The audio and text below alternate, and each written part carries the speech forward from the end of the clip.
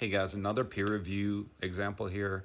This one has more additional elements that I think you guys will find useful. I'm a big believer in praise, question, polish, and in the peer review process itself towards making you guys better writers.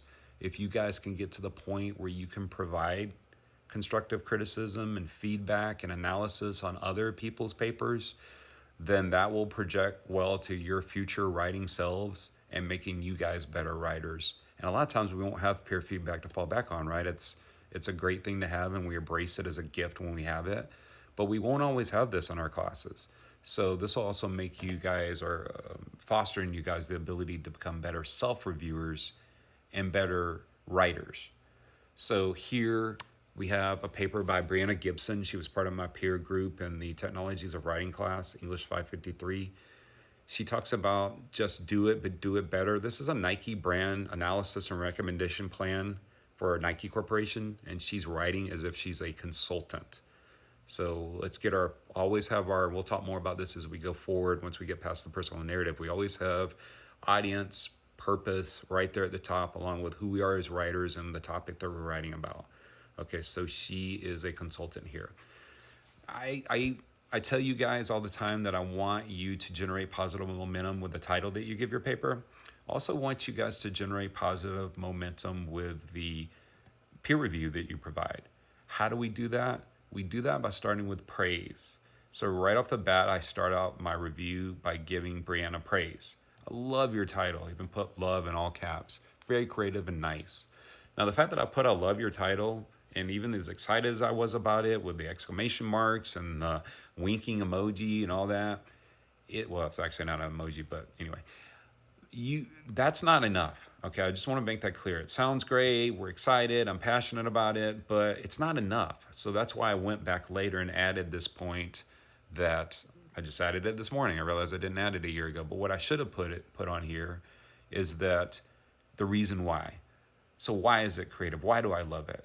Because it's a clever play on the word do. Nike's brand or their logo, their slogan is just do it. But Brianna builds on this and says, but do it better. And that's a way of saying that even a company like Nike that's got the global market or has for the better part of my lifetime had the global market cornered on athletic shoes and apparel, even they need to constantly strive to find new ways to innovate and reach their customers, in this case through social media. That's what this paper is going to be about. And here she says in many ways, well-established brands must work even harder to maintain their success. So she has this as her second sentence. And here I question that. I'm like, yeah, I like this. This is an interesting assertion. I'm intrigued by this. But why?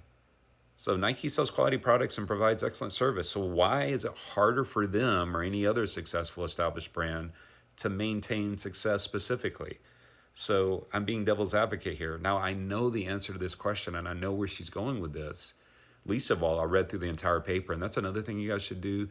Read through the entire paper first before you start your peer review, so you have the context, and you kind of know where it's going. So I know why she's saying this. But at this point in the paper, we talk about polish, we talk about continuity, we talk about cohesion, clarity. At this point in the paper, that doesn't belong there. So I'm questioning why she says this. Just because it sounds good. I know why Nike must continue to innovate, and I agree with that, and ultimately we'll get to that point, but I don't think it belongs here. So this is a polish issue as it relates to clarity. Here, I praise and say this is a great foundational statement. Just like Mary in our other paper that we were reviewing on Jennifer Steger, you can put praise in there as right before you offer your question or your feedback as far as wanting polish or questioning. So here I say, hey, why would Nike care about their content as it relates to audience and customer appeal? After all, it's all about the product and shoes, right? They're a Fortune 500 company. They're rocking it. Wrong. They also need to use their content to reach their audience, all of their audience, and even audiences that they haven't even envisioned, to get their message out. And it's not just about the shoes. It's also about who they are as a company. What's their identity? What do they stand for? What do they value? And how can they project that to customers in a way that gets them to buy shoes? and builds ethos and gets them to think that Nike's this amazing company, right? So scrolling down, Kara Cox talks about perfect. Readers know exactly what you're recommending. Yes. I'm just going to go through this really quickly. Kara Cox talking about giving us the history of the podcast. I like that she gives a recommendation, or sorry, she gives praise and specific praise, why she's praising. It actually jumps around a lot here, but when I offer this bit of praise for Brianna, it's the ultimate form of praise, right? I'm literally saying, not only do I like this, Brianna, but this is something that I'm probably going to at some point incorporate into my own work. So this is the ultimate form of praise when you're hearing from someone that's saying not only do they like it, but hey, they're going to do this themselves. Or hey, I like this sentence. I'm gonna emulate this. Or I like what you did here. I like this idea. I'm gonna use this for my own paper, which my paper was the Planet Fitness paper, which at some point I'll get to. Talk about I love the soundbite idea to pique interest.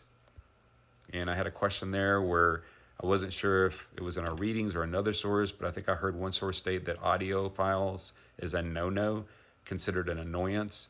So when you're giving your recommendation as part of like a recommendation plan on this, you might want to elaborate on that, extend, give more information on what, even though it might sound like a great idea on the face of it, how it might be viewed ultimately as not such a great idea.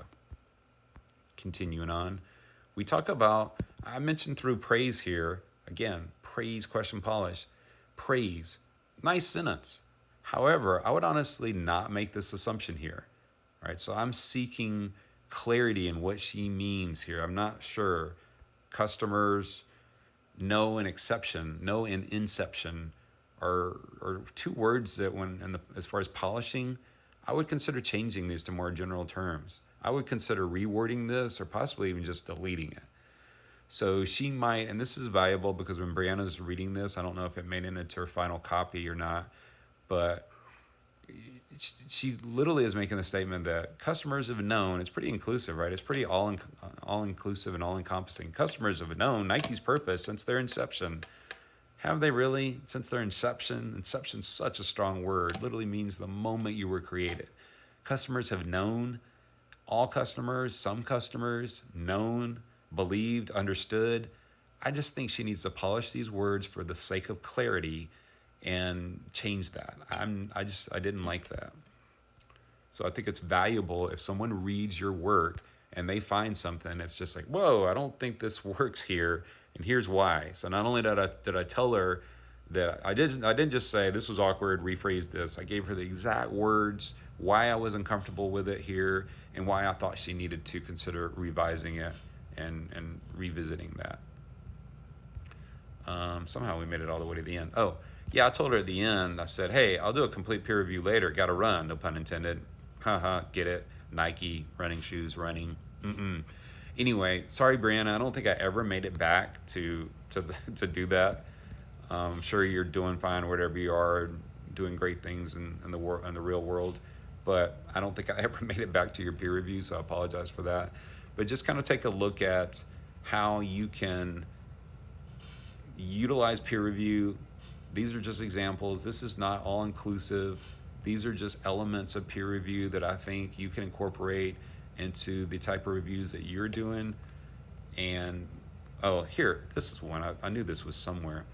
Let's see, where is this sentence that I'm speaking of here? I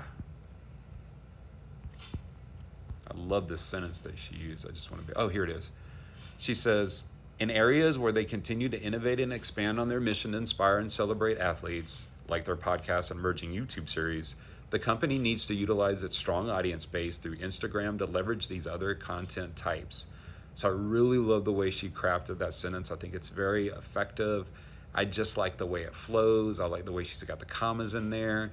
I like the way she's talking about all the elements of the YouTube series, the podcast, and the Instagram. I love the word leverage there. That's such a great word, leverage. I think it's powerful. However, that all said, I ask a question. So I have a question by way of clarification. I say, hey, one question. Again, here I am being a devil's advocate. To what extent would the cross promotion itself possibly interfere with or clutter the Instagram feed? So if you're advising Nike on utilizing their highly successful Instagram feed, if you're advising them to cross promote, which means them promoting themselves, not just for the sake of giving the customer more information or giving the customer a message, but for the sake of just advertising their own other social media platforms. So if you're going to cross promote your YouTube channel and your podcast, I think it potentially clutters that space on Instagram. So I just think I just made a suggestion by way of extension. We talk about extension having various aspects where you can give examples or you can expand someone's thinking or consider something they didn't think of. So to the extent that Brianna did not consider this, I wanted to just give her a little bit of pushback through peer review, because I think Nike's going to want this, and I think it all fits together, right? And I think the customers potentially can be negatively impacted by this. Think of the Instagram feed as a niche market. It's totally different from the YouTube and the podcast branch of your social media platform. The people on Instagram are likely going to be younger, a completely different profile, right? Demographic. So if you start pounding those people and interrupting what's going on in their little Instagram world by hitting them with all this, oh, don't forget about, on Tuesday we're releasing our podcast on this story about these people and, using our shoes in Africa or whatever. If you do that, just realize that you're risking putting those people off and turning those people off and frustrating those people and annoying those people. So if you've got a portion of your platform that's just performing optimally, like Nike has with its Instagram feed, do you really want to clutter that space and risk annoying that niche market by trying just for the sole purpose of cross promotion and utilizing that feed to spread your YouTube channel and podcast, which, by the way, most people could find on their own if they're interested in that? I can guarantee you their podcast feed is something that would not appeal to most people that are on their Instagram feed. I think it's going to be an older crowd for the podcast, and I think the Instagram is just going to be a younger demographic, and I think you risk annoying those people. So this is a way that you can put question not based on content, but based on the content that Brianna doesn't have. So I'm trying to get her to kind of just expand her perspective on this, so she incorporates this question. So if you're reading and we'll be doing this more with the academic type papers later, not so much the personal essays, but if you feel that there's a gap or something missing in your reviewee's paper, by all means, be the devil's advocate. Be the person that questions it. You're not being rude. You're actually being helpful. And you're actually helping yourself think critically in a way that's going to serve your needs as well for the academic purposes and for what we're doing in this class and beyond. All right, so that's all I had for this. Another review. I should have ended with praise, but I thought I was coming back. Always end your reviews with praise as well. That's all I have. That's Brianna Gibson's Nike Content Analysis and Recommendation Plan, peer-reviewed. Hope you enjoyed it.